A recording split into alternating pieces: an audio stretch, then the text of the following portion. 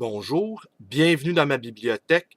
Nous sommes à Montréal le 8 février 2013. Mon nom est Bruno Lalonde. Aujourd'hui, je vous lis un petit éditorial écrit concernant Jean-François Lisée. Nous avons perdu un bon intellectuel et nous avons gagné un politicien ordinaire. Jean-François Lisée, pendant plus de 20 ans, a été l'imminence grise du Parti québécois. Il était l'un des intellectuels québécois les plus en vue. Ses livres lus, ses interventions dans les médias suscitaient l'intérêt. Il le faisait avec une faconde, une désinvolture studieuse, usant d'arguments serrés, mais jamais pontifiant ni trop moralisateur. Nous apprécions son esprit de répartie, son calme, l'intelligence de ses répliques. Sans doute était-il également apprécié de ses étudiants, on l'imagine, sans peine, buvant à l'occasion une bière avec eux. Mais on ne peut pas donner son avis impunément sur la marche du monde pendant des années sans que cela n'engage. On reconnaîtra à Jean-François Lisée, contrairement à bien d'autres jeunes chroniqueurs qui sont devenus des entrepôts de lieux communs, ayant une opinion surtout, du pursing de la langue au crucifix de l'Assemblée nationale, en passant par le dernier spectacle burlesque de Mado Lamotte, Lisée est resté quant à lui dans son carré de sable, le Québec. Le Québec est un assez bien vaste sujet comme cela. Le Québec, cette peuplade qui se connaît si peu, passant de la sous-estimation à la surestimation au gré des saisons qui, comme chacun le sait, sont extrêmes, tropiques et arctiques. Nous, le public ordinaire, n'en demandions pas davantage à Lisée que de nous éclairer sur notre psyché clivée, de nous indiquer les pistes que la tribu pourrait emprunter. Nous l'aimions l'entendre parler de nous, ce nous fondant comme neige au soleil. Nous le savions informé, imminence grise, homme de l'ombre, nous l'imaginions réfléchissant avec l'un de ses politiciens professionnels, le conseillant, le guidant, lui donnant la température du pays, le consolant parfois aussi, avec l'une de ces formules qui font mouche. Sans doute même le politicien de haut vol pouvait lui téléphoner à toute heure du jour et de la nuit. On peut passer toute une vie ainsi, une belle vie d'intellectuel impliqué dans les affaires de la cité et au chevet des politiciens qui la représentent. Mais vint hélas le fameux chant des sirènes, ces lamentations des politiciens.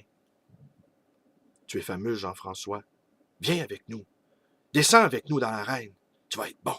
Les gens vont t'aimer. Nous avons besoin de gars comme toi. Tu vas faire partie de l'équipe. Tu le sais, sans le pouvoir, nous ne pouvons rien changer. Et puis, lors des séances de signature de l'un de ses livres, le badaud, je vous vois en politique, monsieur Lisée. Vous seriez bon. Et en pensant discrètement derrière lui, vous ne pourriez pas être pire qu'eux. D'autres murmures moins amènes montent également. Il pense bien, mais c'est une sacrée grande gueule. On serait curieux de le voir à l'œuvre. Protégé qu'il est dans son statut de prof, grand donneur de leçons, ferait-il mieux que nous? Facile à dire en théorie, j'aimerais bien le voir à l'œuvre. On débat avec lui amicalement, mais qu'en sera-t-il dans la fournaise de la politique active? De jouer finalement dans la cour des grands, ça ne lui dirait pas. La pression monte. Ça commence à grenouiller dangereusement. Les soupçons se multiplient.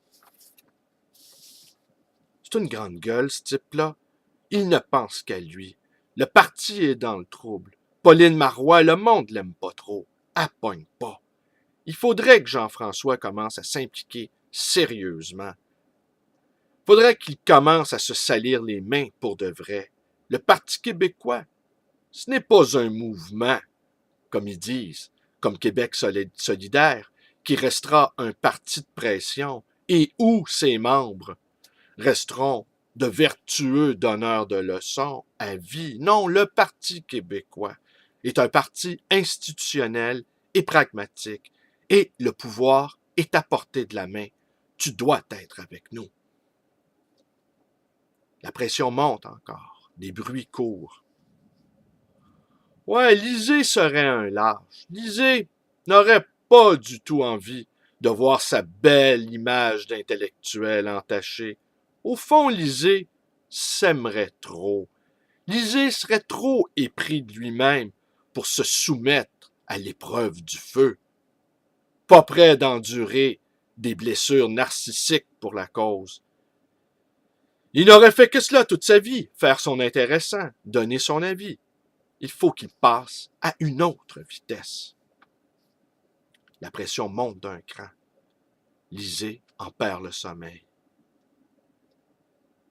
Le pouvoir, oui, le pouvoir de la parole, le pouvoir de l'écrit.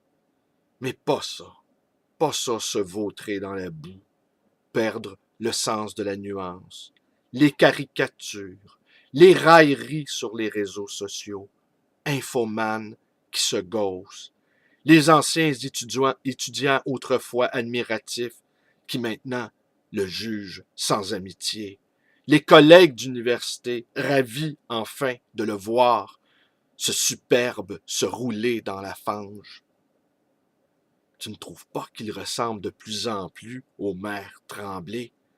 Le même regard de bête traquée. Ah, ah, excellente observation. Lisez sans lise. Ah, ah, elle est bien bonne. On lui fait comprendre qu'il n'a plus le choix.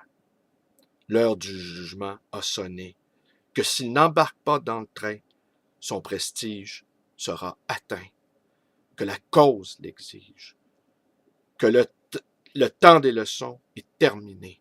Il ne pourra plus publier ses livres. On dira de lui, c'est un intellectuel dans sa tour d'ivoire.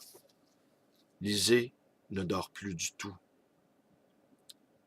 Il n'a même pas sauté dans l'arène, que son ancienne vie, studieuse et active, lui manque déjà. Il se tourne vers sa bibliothèque, regarde les rangées, Talleyrand de Jean Horieux, les mémoires de Gaulle, les mémoires de Churchill, la biographie de Robert Bourassa qu'il a commise entre deux rayons. On ne quitte pas sans un pincement de cœur sa bibliothèque. Le prince de Machiavel, amusant mais inutile. Le bréviaire des politiciens de Mazarin, trop docte. L'homme de cour de Balthazar Gracian, trop juste peut-être. Le téléphone sonne. C'est Pauline Marois. Encore un moment, monsieur le bourreau. Il n'a qu'une envie, de dire non. Mais tout le monde l'attend au détour. Éric Duhem s'en lèche les crocs. Martineau déploie ses grandes et lourdes ailes noires. Charret rigole doucement et Desmarais se sert un scotch. Pause. Ici, il nous faudrait interroger le petit Jean-François dans la cour d'école. Est-ce le genre de vie auquel tu aspirais? As-tu été fidèle à tes puissances de vie? Était-ce un rêve d'enfance que cette vie politique, où tu rêvais plutôt d'une vie de clerc au service de ton peuple?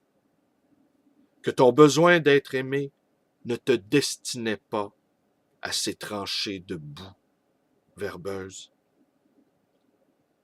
Mais c'est le genre de question qu'il t'aurait fallu te poser bien avant, maintenant qu'a sonné la fin de la récré. Te voilà dans la cour des grands.